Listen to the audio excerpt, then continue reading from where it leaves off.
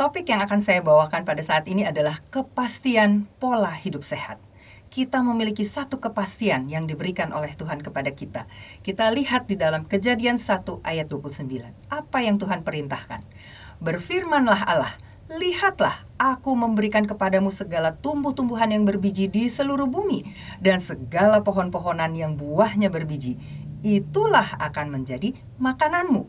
Jadi makanan pertama manusia, makanan Adam dan Hawa adalah buah-buahan dan biji-bijian. Semua buah-buahan dan biji-bijian itulah makanan utama manusia. Tapi kemudian Adam dan Hawa jatuh di dalam dosa. Dan apa yang terjadi setelah itu? Mereka tidak lagi bisa mengkonsumsi buah dari pohon kehidupan. Karena mereka sudah harus keluar, pintu sudah dijaga oleh kerubim, mereka tidak lagi bisa mengkonsumsi buah pohon kehidupan. Ada apa rupanya di dalam buah pohon kehidupan? Tentunya itu bisa memberikan kehidupan, kesehatan, dan tentu saja mereka bisa hidupnya menjadi abadi, ya, kekal, ya. Tapi mereka tentu tidak boleh kekal di dalam dosa. Oleh sebab itu mereka tidak boleh konsumsi itu lagi. Tapi Tuhan kita luar biasa. Tuhan berikan kepada Adam dan Hawa dan kepada kita semua substitute-nya, penggantinya, yaitu kita bisa lihat di dalam Kejadian 3 ayat 18. Semak duri dan rumput duri yang akan dihasilkannya bagimu, dan tumbuh-tumbuhan di padang akan menjadi makananmu. Jadi ada makanan yang akan dikonsumsi oleh Adam dan Hawa dan kita semua keturunannya yang tumbuh di padang. Ya, jadi bukan hanya seeds atau zera, tetapi juga herbs. Nah, kata herb itu seringkali berkonotasi, kita tahu ya, herb artinya herbal, obat. Jadi ini adalah sebagai obat yang memberikan kesehatan kepada kita semua. Nah, kenapa harus makan herbs? Bagian daunnya, batangnya, akarnya, bahkan bunganya seringkali kita gunakan itu semua sebagai obat. Ya, kita tahu ada akar yang kita gunakan, misalnya kunyit, ya, jahe merah, kemudian temulawak. Itu semua berupa obat-obatan. Batangnya, daunnya, kita tahu ada daun kenikir, ada daun segala macam daun-daunan, ya, yang bisa memberikan kesehatan kepada kita. Jadi kita lihat ini adalah obat bagi Adam dan Hawa dan bagi kita di dunia yang sudah penuh dengan dosa.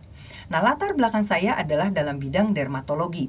Jadi saya akan selalu mulai starting point-nya dalam bidang dermatologi. Tapi kita tidak akan hanya tetap di dalam bidang kulit dan kelamin saja, tapi kita akan terus melihat bahwa semua tubuh kita ini terkait. Bukan kulit berdiri sendiri, ginjal berdiri sendiri, jantung berdiri sendiri. Semua merupakan satu kesatuan. Nah, ini adalah sebuah penelitian mengenai skin aging, penuaan kulit pada wanita yang sudah menopause. Ternyata berkaitan dengan berbagai kondisi. Ini 23 orang wanita dibagi dua kelompok, sebagian yang belum menopause, sebagian yang sudah menopause, dan diperiksa kadar hormon estradiol, lemak di dalam tubuh, kolesterolnya, dan zat nitrik oxide. Ternyata semakin tua, semakin pucat dan kusam kulitnya, kelihatan keabu-abuan, ya, dan biasanya ada pigmentasi, ada flek, ya, juga kerutan bertambah. Itu bersamaan dengan kadar kolesterol yang semakin tinggi, kadar hormon estradiol yang semakin rendah, dan kadar nitrik oxide yang semakin rendah. Berarti ada sesuatu yang terjadi. Zat nitrik oxide ini apa? Nanti kita akan belajar lebih lanjut. Dan hal yang sama terjadi juga pada pembuluh darah, penyakit jantung dan pembuluh darah. Ini adalah sebuah penelitian dari Dr. Caldwell Esselstyn. Dia seorang dokter spesialis bedah toraks, ya. Dia membedah jantung orang, tapi dia lihat, loh, saya sudah operasi jantungnya, sudah di bypass, tapi kok tidak ada perbaikan, kambuh lagi sakit jantungnya. Dari situlah dia melihat bahwa ada sesuatu yang belum diatasi, penyakitnya yang menjadi penyebab kenapa terjadi sumbatan di dalam pembuluh darah. Nah, dia kemudian melakukan penelitian pada 198 orang pasien dengan penyakit cardiovascular disease, ya, CVD. Nah, 177 orang, jadi sekitar 89%, setuju untuk mengubah pola makannya, pola hidup yang lebih sehat. Ya, 21 orang tidak mau berubah, mereka mau tetap makan seperti biasa. Lalu apa yang terjadi? Setelah diobservasi sekian lama, ya, ada yang hanya dalam 3 minggu pembuluh darahnya sudah langsung kelihatan bisa membuka yang tadinya tersumbat, ya. Ada yang terus diikuti sampai beberapa tahun, 3,7 tahun kemudian, ya. semua pembuluh darah dari 89 orang itu membaik. Hanya satu orang saja yang akhirnya menderita stroke. Tetapi dari 21 orang yang tidak mau merubah pola makannya, 62%-nya mengalami perburukan, yang sisanya tetap dalam kondisi gangguan kardiovaskular.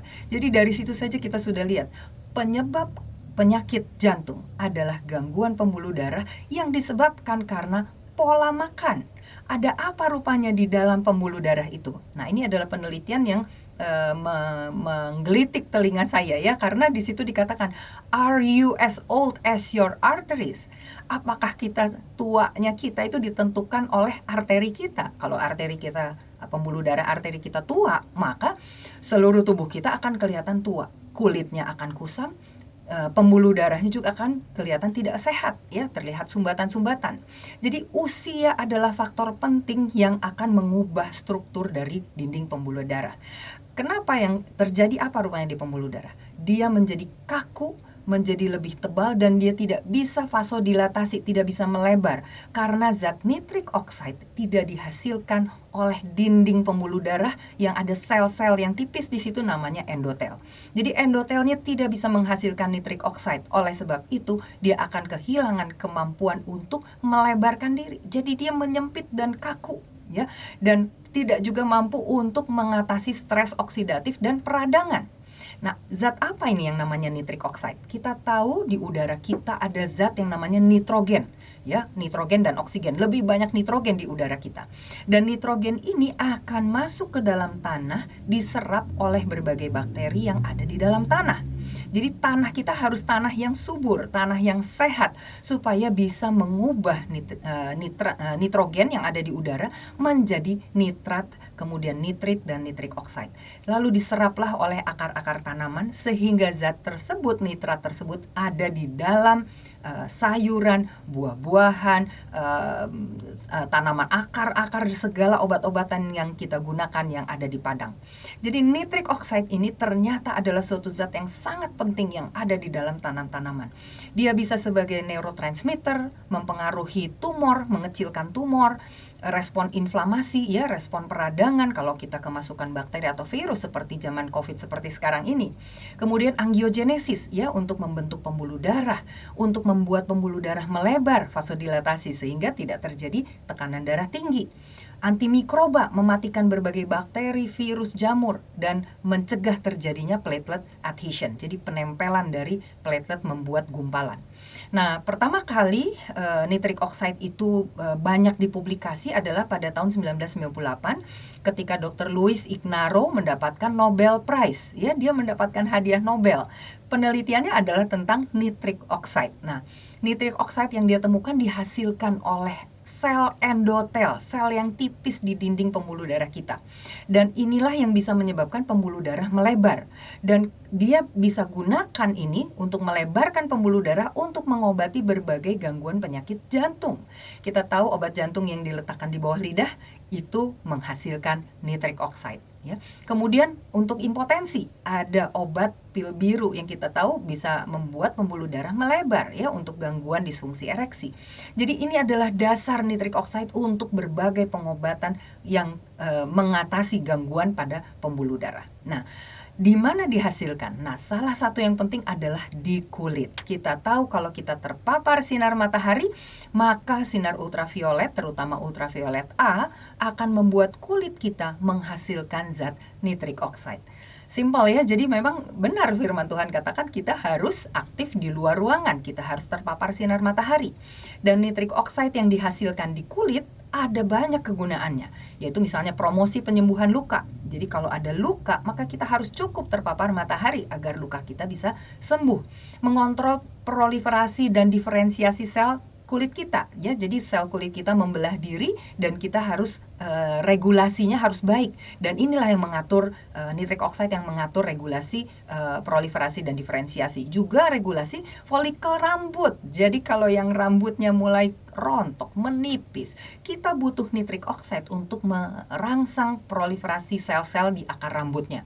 Juga bersifat sebagai antimikroba, mengatur reaksi inflamasi dan sistem imun, berperan untuk timbulnya kemerahan kalau kita terpapar matahari. Jadi kita punya sensor ya, kalau kita sudah kelamaan kita rasa hangat kulit kita, rasa agak mulai panas kulit kita akan berhenti terpapar matahari karena kita rasa nggak nyaman ya. Nah, ini diperankan oleh nitric oxide, dan justru nitric oxide yang bisa mencegah terjadinya kelainan akibat sinar ultraviolet. Jadi dia menyebabkan sel-sel yang sudah rusak karena matahari mengalami apoptosis. Nah, kita tahu ultraviolet A yang merupakan yang paling utama untuk menghasilkan nitric oxide ya, dan terbentuknya cepat sekali. Hanya 30 menit kita terpapar ultraviolet A sudah diproduksi, dan itu terus bertahan selama 60 menit kemudian, dan pembuluh darah fungsinya menjadi lebih baik. Tapi ada penelitian lain, bukan hanya ultraviolet A yang menghasilkan nitric oxide, tetapi juga ultraviolet B ya, dan visible light. Visible light itu panjang gelombang 700 nanometer. Dan kita hanya melihat cuaca terang saja, artinya kita lihat ada sinar matahari, udaranya kelihatan cerah, terang, itu sudah cukup untuk kulit kita menghasilkan nitric oxide ya. Dan bahkan kalau kita berikan pre-treatment, artinya di dalam tubuh kita sudah ada scavengers yang jenisnya biasanya glutathione, ini lebih bagus lagi karena yang akan dibentuk adalah S-nitrosotiol ya. Jadi ini adalah jenis NO, nitric oxide yang berikatan dengan glutathione. Nah, ada satu zat yang penting untuk kita ingat, yaitu zinc ya. Zinc itu adalah suatu mineral yang sangat dibutuhkan oleh tubuh kita, dan seringkali pada orang yang defisiensi zinc, yang kekurangan zinc, itu akan mengalami gangguan pada kulitnya, kemerahan, gatal-gatal, kelihatan bersisik, kemerah gitu ya. Nah, kalau ada nitric oxide, kita tahu tadi nitric oxide akan membuat pembuluh darah melebar. Jadi ada potensi membuat lebar pembuluh darah sehingga kelihatan lebih merah kelainan kulitnya. Oleh sebab itu tidak boleh ada defisiensi zinc. Jadi kalau kita sudah makan makanan sehat, maka kita tidak akan kekurangan zinc. Harus ada keseimbangan antara zinc dengan nitric oxide. Nah, bagaimana dengan pasien yang menderita penyakit diabetes, kencing manis ya? Nah, kita tahu orang yang punya kencing manis, orang diabetes selalu memiliki gangguan pada kulit, baik oleh karena infeksi jamur, karena luka ya yang tidak sembuh-sembuh, jadi banyak sekali ya. Bahkan kita berikan antioksidan kepada orang yang diabetes tidak membantu, tidak sembuh-sembuh juga lukanya. Kenapa demikian? Karena gangguan utamanya adalah gangguan redox namanya ya. Gangguan redox itu artinya ada gangguan keseimbangan antara nitric oxide dengan oksigen dan CO. Jadi dia tidak bisa membuat penyembuhan luka karena nitric oxide-nya sangat rendah. Ya, jadi justru akan banyak terbentuk superoxide. Superoxide itu adalah suatu zat yang sifatnya justru merusak jaringan. Ini adalah suatu reactive oxygen species yang kita sebut sebagai oxidative stress. Jadi oxidative stress ini harus diatasi, dan lihat apa yang mengatasinya, yaitu suatu zat yang namanya SOD, ya, superoxide dismutase. Ini juga terdapat di dalam sayuran, buah-buahan yang kita konsumsi. Jadi orang yang punya diabetes supaya kulitnya bisa sembuh, bukan konsumsi pil antioksidan, tetapi harus cukup makan makanan yang mengandung superoxide dismutase.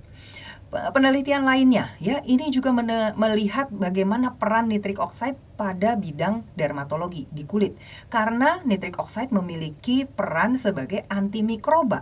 Jadi bisa mematikan berbagai bakteri, virus, jamur dan sebagainya. Nah, ini diteliti pada akne ya, pada jerawat. Ternyata dengan pemberian nitric oxide dia bisa mengurangi infeksi bermacam-macam bakteri, termasuk bakteri yang menyebabkan jerawat ya. Nah, peneliti ini mencoba untuk membuat formulasinya. Bagaimana zat nitric oxide itu bisa dibuat dalam bentuk gel atau krim. Nah, ini yang masalah. Sampai sekarang masih banyak kontroversi mana yang terbaik bentuknya secara topikal. Nah, untuk penyembuhan luka tadi saya sudah sebutkan akan lebih cepat kalau ada nitric oxide ya. Begitu pula untuk luka infeksi. Ya, jadi kalau sudah ada luka, ini ada sebuah penelitian dibuat luka pada kulit tikus, kemudian diberikan bakteri, kemudian diperhatikan bagaimana apa yang terjadi. Ternyata semua bakteri-bakteri bisa mati dengan adanya nitric oxide, dan penyembuhan luka kita lihat pada bagian yang bawah sebelah kanan bawah, dalam 2 minggu lukanya jauh lebih cepat menutup kalau dia ada zat nitric oxide. Ya, padahal kita tahu banyak penggunaan antibiotik di mana-mana yang membuat bakteri menjadi resisten. Tapi nitric oxide bisa menjadi jawaban untuk supaya tidak terjadi resistensi. Begitu pula pada penyakit kanker. Nah, ini seringkali kita kalau udah ada penyakit kanker, kita pikir nggak ada hubungannya dengan gangguan-gangguan kulit lainnya. Padahal seringkali justru penuaan pada kulit juga merupakan tanda bahwa ada penuaan pada sel-sel di organ-organ tubuh lainnya. Nah, nitric oxide jadi juga memiliki peranan, ya. Nah, ini pada penelitian kanker ada salah satu modalitas treatment menggunakan NSAID, ya. NSAID itu adalah non-steroid anti-inflammatory drugs, ya. Jadi obat-obatan anti peradangan. Nah, kalau ditambahkan nitric oxide, ini justru lebih potensial untuk mengatasi kelainan kanker. Kanker apa saja, termasuk metastasis dari kankernya. Nah, ini juga pada COVID. Nah, sekarang kita masih di era COVID, walaupun sekarang angka COVID sudah menurun, tapi kita tidak tahu apa yang akan terjadi di masa yang akan datang. Jadi kita harus bersiap. Kita harus persiapkan diri kita. Nah, ini dari penelitian, nitric oxide akan menghambat masuknya virus ke dalam sel tubuh kita, sel inangnya, ya, karena dia biasanya masuk dari mukosa saluran napas, kemudian mukosa saluran napas bagian bawah di paru-paru, juga dari usus, ya, pada ACE reseptor. Untuk masuknya saja dia sudah dihambat oleh nitric oxide. Lalu dihambat juga replikasi virusnya. Jadi virusnya tidak mudah untuk membelah diri.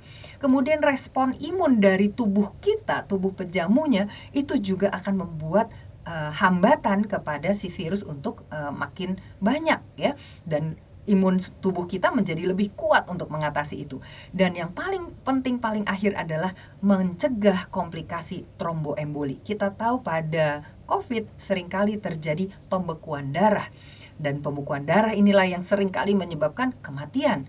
Dan ini adalah salah satu jawaban supaya bisa membuat pembuluh darah membuka. Sekarang pertanyaannya, apa yang harus kita lakukan agar kita memiliki kadar nitric oxide yang cukup di dalam tubuh kita? Yang pertama, exercise, olahraga. Ya, dengan berolahraga akan dihasilkan kadar nitric oxide yang banyak, ya. Dan kalau kita berolahraga, bernafaslah melalui hidung, jangan melalui mulut, ya. Karena kalau kita napas melalui hidung, kita lihat nasal nitric oxide itu jumlahnya 200 sampai 2000 part per billion, dibandingkan kalau kita bernapas melalui mulut hanya ada 4 sampai 160 part per billion. Jadi kita harus bernapas melalui hidung. Kenapa harus melalui hidung?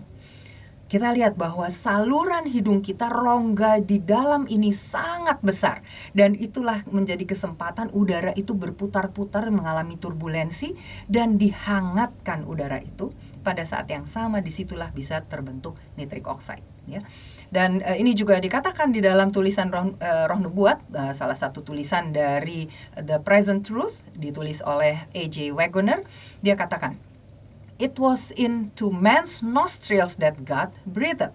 Tuhan memberikan nafas kehidupan kepada manusia itu melalui hidungnya, ya, bukan melalui mulut, melalui hidungnya. We can learn from this the proper way to breathe. Dan kita bisa belajar dari hal ini bagaimana cara yang benar untuk bernafas. Kita harus bernafas not through the mouth, bukan melalui mulut, tetapi melalui hidung. Dan udara akan dihangatkan dan dihilangkan dari berbagai zat-zat racun, karena kita banyak bulu-bulu halus di dalam rongga hidung kita. Itu sudah bisa mensortir semua yang tidak baik, dikeluarkan, ya, tidak masuk. Dan breathe out-nya juga harus melalui hidung kita lagi. Dan itulah yang akan memberikan udara yang bersih masuk ke dalam paru-paru kita. Nitrat yang berikutnya, sumbernya dari mana nitrik oxide? Dari nitrat yang ada di dalam makanan, terutama semua sayur-sayuran yang berwarna hijau. Dan ini akan diserap masuk di saluran pencernaan bagian atas. Sekitar 60% nitrat akan diekskresikan melalui ginjal dalam waktu 48 jam. Dan 25% secara aktif diserap masuk ke sirkulasi, lalu disekresikan ke dalam air liur kita. Lalu bakteri-bakteri yang ada di dalam rongga mulut kita akan mengubah nitrat menjadi nitrit. Lalu dia ditelan masuk ke dalam lambung dengan adanya zat HCl, ya, adanya asam lambung, ya, ada hidrogennya di situ, mendekomposisi nitrit menjadi nitrik oxide dan berbagai turunan nitrik oxide lainnya. Dan inilah yang akan masuk ke dalam seluruh tubuh kita. Jadi lihat, ada beberapa langkah penting di sini. Ada makanan yang sehat, ada sayur-sayuran hijau, ada bakteri yang ada di dalam rongga mulut, ya. Dan itulah yang akan membuat kita lebih sehat. Jus misalnya kita gunakan dari bit. Bit itu kandungan nitratnya sangat tinggi. Ini bagus sekali untuk dikonsumsi untuk meningkatkan kadar nitrik oxide. Makanan tinggi nitrat lainnya, ini semua ada di dalam sayur-sayuran hijau. Dan dikatakan ini sama baiknya seperti obat-obat anti hipertensi lainnya, ya. Jadi bakteri yang ada di lidah kita yang akan mengubah nitrat ini menjadi nitrit dan kemudian menjadi nitrik oxide. Ini sangat penting. Dan dari penelitian Pinero dan kawan-kawan dikatakan penggunaan obat kumur antiseptik ini justru mengganggu produksi nitrik oxide, dan itulah salah satu yang diduga sebagai penyebab orang banyak yang menderita hipertensi. Jadi kita butuh bakteri yang ada di dalam rongga mulut. Sayur-sayuran hijau kalau kita konsumsi lalu kita terpapar sinar matahari, nitrik oxide akan dihasilkan, dan di dalam air liur kita akan 10 kali lebih besar kadar nitrik oxide-nya. Bagaimana kita tingkatkan? Simpulannya adalah makanlah banyak makanan yang tinggi nitrat. Sayuran hijau, semua jenis sayuran hijau, ya, mulai dari pakcoy, sawi hijau, selada, ya, arugula, spinach, ya, bayam, kangkung, semua itu mengandung nitrik oxide, ya, nitrat. Kemudian beetroot, ya, beet, ya, warnanya merah keunguan, seledri, ya. Kemudian makanlah juga makanan yang tinggi antioksidan, ya, karena ini bisa mempengaruhi kadar nitrik oxide di dalam darah. Makanan tinggi L-citrulline dan L-arginin, karena ini salah satu metabolisme dari nitrik oxide, ada di dalam berbagai kacang-kacangan dan biji-bijian. Lihat apa yang Tuhan berikan kepada kita, ya, terutama di dalam biji labu. Kemudian kurangi penggunaan obat kumur antiseptik, ya, karena ini yang justru bisa membuat bakteri di dalam mulut kita hilang, yang padahal seharusnya membentuk nitrik oxide. Dan yang terakhir adalah olahraga. Jadi kita lihat makanan kita komposisinya sayur-sayuran. Kemenkes sudah memberikan separuh dari piring kita isinya haruslah sayur-sayuran dan buah-buahan. 3 porsi buah dan 2 porsi sayuran setiap hari. Sesuai dengan yang dianjurkan oleh Nyonya White, yaitu New Start. Nitrik oxide ini kita dapatkan dari berolahraga, bernapas melalui hidung kita di udara yang bersih, fresh air. Kemudian nutrisi, makanan banyak sayur-sayuran dan buah-buahan, dan sinar matahari. Bayangkan sudah 4 komponen ini mengarah kepada suatu zat yang namanya nitrik oxide. Dan kita pun pada zaman sekarang bisa melakukan pola hidup yang sehat seperti Daniel, Hananya, Misael, dan Azaria yang mengkonsumsi hanya makanan-makanan yang sumbernya dari tumbuh-tumbuhan. Ulangan 7 ayat 12 dan 15 mengingatkan kita. Dan akan terjadi karena kamu mendengarkan peraturan-peraturan itu serta melakukannya dengan setia, maka terhadap engkau Tuhan Allahmu akan memegang perjanjian dan kasih setianya yang diikrarkannya dengan sumpah kepada nenek moyangmu. Tuhan akan menjauhkan segala penyakit daripadamu, dan tidak ada satu wabah celaka yang kau kenal di Mesir itu akan ditimpakannya kepadamu. Jadi kita lihat bagaimana Tuhan sudah memberikan janjinya, Tuhan memberikan instruksinya makanan apa yang harus kita konsumsi. Dan makanan yang kita konsumsi itu juga adalah makanan di masa kekekalan nanti. Kalau kita tiba di dalam Yerusalem baru, di dalam dunia yang baru. Yesaya 65 ayat 25 mencatatnya. Serigala dan anak domba akan bersama-sama makan rumput, singa akan makan jerami seperti lembu, dan ular akan hidup dari debu. Tidak ada yang akan berbuat jahat atau yang berlaku busuk di segenap gunungku yang kudus. Kalau di dalam bahasa Inggrisnya mungkin lebih jelas ya itu. Tidak ada yang hunting, tidak ada yang hunt nor destroy, tidak ada yang memburu. Jadi tidak ada lagi daging yang akan dikonsumsi, tidak ada lagi makanan hewani yang akan dikonsumsi. Yang dikonsumsi semua sumbernya adalah dari tumbuh-tumbuhan, dari nabati. Membina pola makan dan diet, Nyonya White tuliskan, janganlah menunjuk seseorang sebagai guru jikalau dalam pengajaran dan contoh hidupnya bertentangan dengan kesaksian yang diberikan Allah kepada hamba-hambanya untuk dijunjung tinggi mengenai makanan. Karena ini akan menimbulkan kekacauan karena dia tidak menghargai reformasi kesehatan. Jadi kalau kita menghargai reformasi kesehatan yang Tuhan sudah berikan melalui hambanya Nyonya White, maka kita akan mengindahkan apa yang sudah disampaikan. Dan kalau tidak menghargai reformasi kesehatan, maka dia tidak layak menjadi pesuruh Tuhan. Inilah salah satu tulisan yang menghenyakkan saya 30 tahun yang lalu untuk saya mulai mengubah pola hidup saya dengan makan makanan nabati. Lebih lanjut di halaman 370 masih di buku yang sama. Reformasi yang lebih besar harus dapat dilihat di antara umat yang mengaku sedang menantikan kedatangan Tuhan yang segera. Reformasi kesehatan adalah satu pekerjaan yang harus dilakukan umat manusia tetapi belum dilakukan. Ada sebagian yang harus sadar akan bahaya makanan daging tetapi masih memakan daging binatang, dengan demikian membahayakan kesehatan fisik, mental, dan rohani. Jadi it's not only physical, it's mental dan rohani juga. Banyak orang yang sekarang ini masih setengah bertobat dalam hal makanan daging akan keluar dari kelompok umat Allah dan tidak lagi berjalan bersama mereka. Waduh, ini luar biasa. Kita harus betul-betul mengintrospeksi diri kita. Di antara mereka yang sedang menantikan kedatangan Tuhan, makanan daging harus ditinggalkan pada akhirnya. Jadi kita lihat kesimpulan dari topik kita pada pagi hari ini. Ada kepastian di dalam firman Tuhan, di dalam roh nubuat yang berkaitan dengan pola hidup yang sehat. Kalau kita menurut, kita melakukannya dengan setia, mendengarkan akan apa yang Tuhan berikan, maka kita akan hidup sehat secara fisik, mental, dan rohani. Dan ini adalah persiapan kita untuk menuju ke dunia yang baru. Kiranya Tuhan memberkati kita semua dan memberikan kita semuanya kesehatan fisik, mental, dan rohani.